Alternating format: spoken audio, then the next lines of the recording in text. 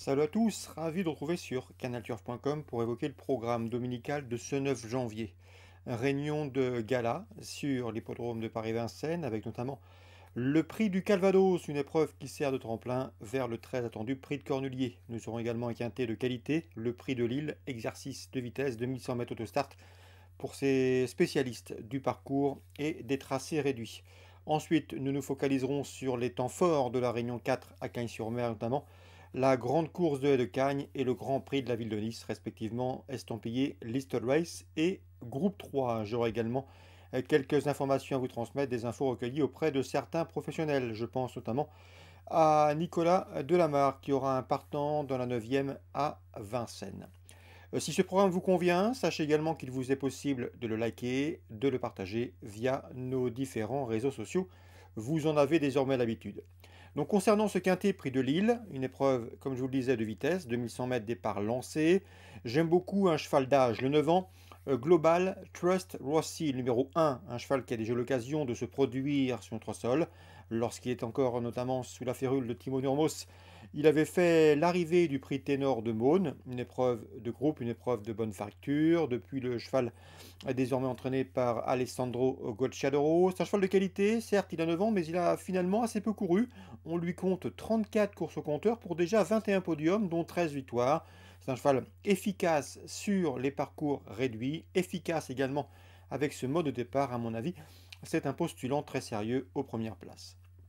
Je déposerai dans cette course numéro 11, c'est Chief Orlando, lui aussi âgé de 9 ans, un cheval qui possède une bonne vitesse de base, qui va se plaire sur ce parcours.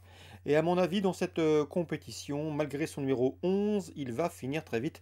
D'autant que les pensionnaires d'Éric Bondo sont en pleine forme, donc affaire de parcours avec ce numéro 11, deuxième ligne autostart. Mais à mon avis, il a les moyens de jouer la victoire. Le 9, Fado 7, a été préparé en conséquence pour ce rendez-vous. C'est une course visée. N'oubliez pas que l'hiver dernier, il avait remporté le prix Jean-René Goujon fin janvier 2021 sur ce parcours. Le bémol, bien sûr, vous l'aurez compris, c'est le numéro 9 qui n'a rien d'un cadeau sur ce tracé, mais c'est une course visée, donc difficile de faire contre.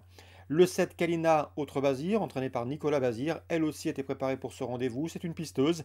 Elle va sans doute suivre et essayer de trouver les bons dos pour placer sa pointe de vitesse finale. Si tel est le cas, elle a les moyens de conclure parmi les 4 premiers.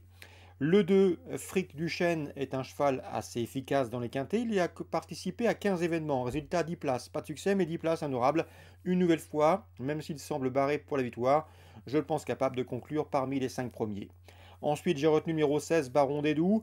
Un numéro 16 en deuxième ligne et en dehors qui n'a rien à cadeau, mais c'est un cheval qui va attendre et qui possède une bonne pointe de vitesse finale. Je table sur le fait que la course va être rythmée, ce qui va favoriser ses intérêts.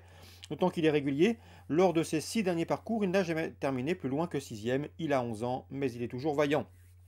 Le 8, c'est Dear Trained, une jument scandinave qui a couru 5 fois à Vincennes. Et en 5 courses à Vincennes, elle a signé 2 victoires et 2 places de deuxième. Elle a notamment gagné sur ce parcours par le passé. Gare à son retour dans l'Hexagone. Je retiendrai ensuite le numéro 5 Dexter Château, qui en valeur pure n'a rien à envier aux précédents cités, mais je l'ai placé en fin de sélection tout simplement en raison de la distance. C'est un cheval plus confirmé sur les parcours de tenue.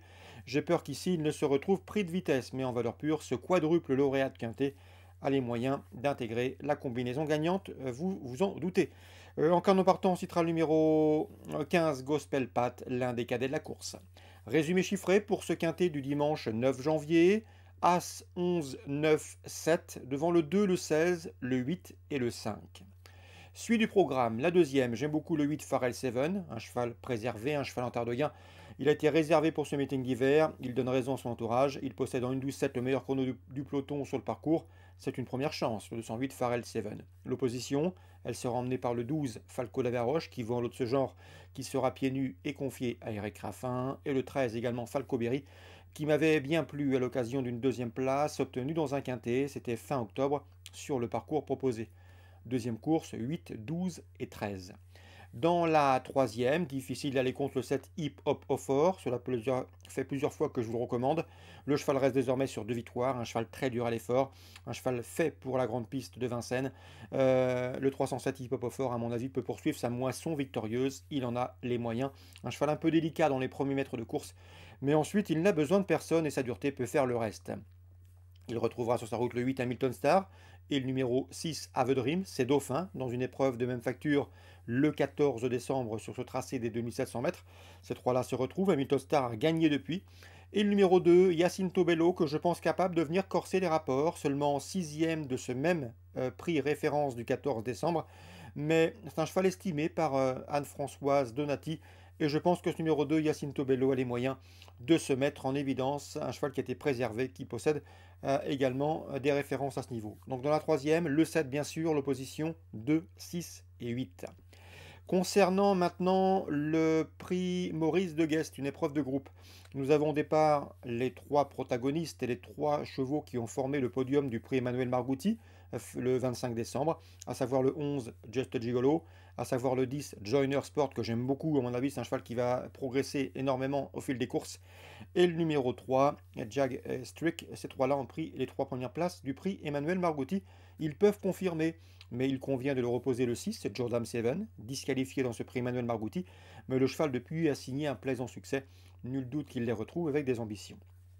Donc la cinquième dans l'ordre du programme, 3, 10, 11 et 6, pardon, 3, 6, 10, 11, j'ai un coup de cœur pour le 10, Joyner Sport.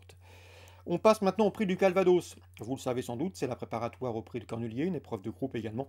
Nous retrouvons au départ de cette épreuve le 609 Billy Billy qui revient entre montées, lui qui n'a pas été revu dans cette discipline depuis le mois de février ou mars 2020 lorsqu'il avait gagné le prix d'Île-de-France. Un cheval qui a connu des soucis de jambes, qui a été longtemps arrêté, mais c'est un champion, un véritable champion sous la selle. On atteste notamment ses sacres dans le prix de Cornulier. Ce prix du Calvados, il le connaît bien également. Il y a terminé deuxième en 2017 avant de s'y imposer en 2018, en 2019 et en 2020. L'an dernier, sa jambe ne lui a pas permis d'y participer. Il a maintenant deux courses au compteur, deux courses de rentrée à l'attelé, dans des préparatoires au Prix d'Amérique, dans les épreuves The Turf Prix d'Amérique Races. Et il s'est bien comporté. D'ailleurs, lors du prix du Bourbonnais en dernier lieu, il a fait son 8 au trot monté. Pour son retour ici sous la selle, il mérite d'être suivi avec intérêt. Le 609 Billy Billy. Mais l'opposition a fière allure, et même si son objectif avoué reste le prix de Cornulier, il lui faudra redouter le 4 Gladys Desplaines, double lauréate de groupe 1, prix du président de la République, prix de Normandie. Il lui faudra redouter le 8, à savoir Fado Duchesne, qui n'a plus à faire ses preuves dans cette catégorie et à ce niveau, et qui a remporté ce prix du Calvados l'an dernier. Il peut conserver sa couronne. Et le numéro 2, Freeman de Well, dauphin de Fado Duchesne dans ce prix du Calvados l'an dernier. S'il négocie bien le dernier tournant, c'est souvent son défaut, il peut parfaitement terminer sur le podium. Donc s'il fallait résumer pour ce prix du Calvados, le 9 Billy Billy sera à l'évidence suivi de près. On peut lui poser le 4 Gladys Desplaines, le 8 Fado Duchesne et le numéro 2 Freeman de Well. J'ai également des informations à vous transmettre concernant le 9e, le 903 Irving Herald. Il y aura sans doute une cote intéressante sur sa chance. Et pourtant, sachez que c'est un cheval estimé qui dispose d'un gros moteur au dire de son mentor. Un grand cheval, tardif, pas venu. Il mesure plus d'1,70 m. Quoi qu'il en soit, c'est un cheval de qualité. Lorsqu'il avait gagné à Mokanchi, il n'était pas suffisamment affûté, mais il l'a fait sur sa classe. Et en dernier lieu, à Vincennes, sur la petite piste, il a pris une bonne deuxième place où il a bien fini. D'après son mentor, il sera encore mieux sur la grande piste. Et à mon avis, dans ce lot, c'est un cheval sur lequel on peut compter, en tout cas pour terminer sur le podium à une cote intéressante. Donc 903, Irving Herald. Son entraîneur en prend soin, il le ménage, il lui donne une carrière dorée afin de le préserver et en faire un cheval d'avenir. Donc 903, Irving Herald, à mon avis, c'est un cheval qu'il convient de noter sur vos tablettes. On passe maintenant à Cagnes, Réunion 4. J'ai ciblé les 6e et 7e où l'écurie Windriff semble bien représentée. Le 602 Le Mans peut s'adjuger la grande course de Haie de Cagnes, une épreuve de listed. Le cheval a terminé 3e de cette course en dernier et il a remporté les préparatoires cette année, notamment premier le 6 décembre et premier le 21 décembre facilement avec la manière. Il arrive au top pour ce rendez-vous. C'est a priori le solide favori de cette course, le 602 Le Mans. Il retrouvera sur sa route Marty McFly le 5 et c'est Éclair du Maffray le 3 qui ont été ses dauphins dans la préparatoire du 21 décembre. Dans la suivante, la 7e, le Grand Prix de la Ville de Nice, épreuve de groupe 3. J'aime beaucoup le 701 Berjou. Il a remporté cette course en dernier. Il l'a remporté également l'année précédente. Il peut pas réussir la passe de 3. Mais je lui opposerai toutefois le 706 Achour, puisque j'ai pu converser avec son mentor Thierry Pochet. il est confiant, la préparation du cheval s'est bien passée, le cheval est au top pour ce rendez-vous, il connaît bien cette course, il l'a remportée en 2019, il y a pris la 3e place en 2020. C'est un cheval qui adore le lourd, donc si la piste venait à s'alourdir au fil des heures avant ce rendez-vous, eh bien le 706 Achour pourrait bien faire galoper le 701 Berjou. À mon avis, c'est un beau match qui nous est proposé dans ce 7e rendez-vous cagnois, 706-701. Voilà pour les infos de ce dimanche 9 janvier. J'espère qu'elles vous seront fructueuses. Nous on se retrouve désormais mardi, pour une nouvelle émission.